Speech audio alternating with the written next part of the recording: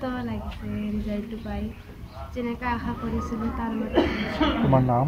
মোৰ নাম নমস্কাৰ প্ৰিয়ংকা ৰাও। কোন বিভাগত? প্ৰথম বিভাগত।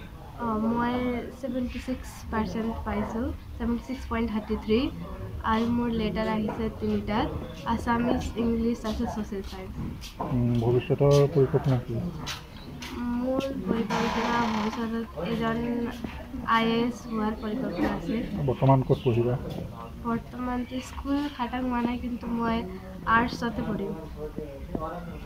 দেউতাই কি কৰে? দেউতা নাই, মা আছে। মায়ে অফিচত কাম কৰে, পোষ্ট অফিচত কাম কৰে। সন্তোষজনক। আমি এনে 6 বছৰ ধৰি এই বিদ্যাপীঠত আমাৰ ইয়াৰ পৰা ছাত্ৰ ছাত্ৰী যিবিলাকে মেট্ৰিক পৰীক্ষা দিছিলে তেওঁলোকৰ 100% মানে উত্তীৰ্ণ হৈ আছে 6 বছৰ ধৰি।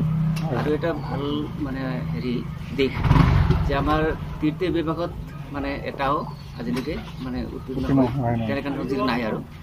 গতিকে এইবাৰো তেনেকৈ 100% উত্তীৰ্ণ হৈছে। এইবাৰ 27 জন আছিল, 27 জনৰ 24 জনে প্ৰথম বিভাগ পাইছে আৰু 3 গৰাকীয়ে দ্বিতীয় বিভাগ, আৰু তাৰ ভিতৰত 2জনে ষ্টাৰ পাইছে। গতিকে আমি ষ্টাৰ পোৱা ছাত্ৰীগৰাকীৰ নাম কি? নাম প্ৰথম 81 পাইছে জ্যোতি নৈটেল, আৰু প্ৰিয়ংকা ৰাউত বুলি ছোৱালীজনী, তাই 76% পাইছে। গতিকে আমি সন্তোষজনক। আমাৰ এই অঞ্চলটো অতিকৈ পিছপৰা, গতিকে এনেকুৱা পিছপৰা অঞ্চলত অভিভাৱকসকলে যথেষ্ট কষ্ট কৰিছে, আমি ইয়াৰ টিচাৰবিলাকে যথেষ্ট কষ্ট কৰিছোঁ। গতিকে এই ফলটো আমি পাবলৈ সক্ষম হৈছোঁ, তাৰ কাৰণে আমি